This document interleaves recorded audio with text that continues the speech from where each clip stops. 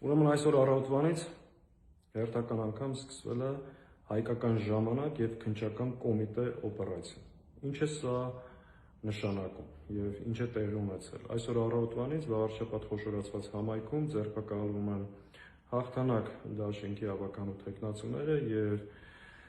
մեր աջակիցները, նրանց մեղադրելով ընտրությունների ժամանակ իրենց դիրքը և հեղինակությունը օգտագործելու և մարդկանց ընտրությունների ժամանակ ուղղորդելու համար։ Եվ առավոտյան, ինչպես մնացած բոլոր պարագաներում, քննչական կոմիտեն սկսում է ձերբակալություններ, որից հետո հայկական ժամանակը հրապարակում է հերթական ցնցող ձայնագրությունը, փորձելով հիմնավորել կամ համատեղ աշխատանքով արդարացնել իրենց հերթական ապօրինությունը, ինչպես մնացած բոլոր պարագաներում։ Այս նույն ձեռագիրը տեղի է ունեցել նախորդ բոլոր շարժումների ժամանակ, տարբեր ընտրությունների ժամանակ և ձեռագիրը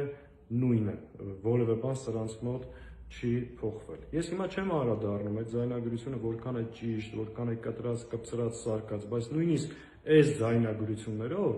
շատ դժվար է հանցակազմ գտնել։ Իրականում ինչա տեղի ունենում։ Այն իշխանությունը, որը նույն վաղարշաբաթի ընտրության ժամանակ օգտագործել է ողջ պետական վարչական ռեսուրսը, նախարարություններ, մարզպետարաններ, քաղաքապետարան, նույնիսկ դպրոց, մանկապարտեզ, այսինքն մարդկանց ճնշելով, ահաբեկելով, տարելատեղամաս, աշխատանքից ազատելով, կաշառելով, փորձել է վերարտադրվել, այդ նույն իշխանությունը մարդկանց, ովքեր ոչ դիրք ունեն պաշտոնական, ոչ որևէ մեկին կաշառք են առաջարկել, մեղադրում է քաղաքացիներին ուղղորդելու մեջ և այս հիմքով ձերբակալում։ Նպատակը շատ պարզ է, այսինքն մեկուսացնել բոլոր ընդդիմադիրներին, ոչնչացնել առաջիկա ընտրություններից ընդառաջ։ Բայց այստեղ ամենակարևորը որն է, որի մասին պետք է բոլորը բարձրաձայնեն, որ այս տրամաբանությամբ առաջիկա ընտրություններին որևէ ընդդիմադիր ուժ այլևս անիմաստ է, որ բացի նախընտրական շտաբ և աշխատի մեր քաղաքացիների հետ, որովհետև նախընտրական շտաբների հիմնական գործառույթը մարդկանց հետ աշխատելու, կազմակերպելու, համոզելու, խնդրելու, ուղղորդելու այդ աշխատանքները այլևս Նիկոլի ռեժիմի պայմաններում քերորեն հետապնդելի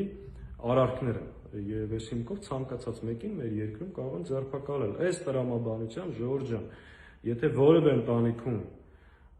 տան տղամարդը, ամուսինը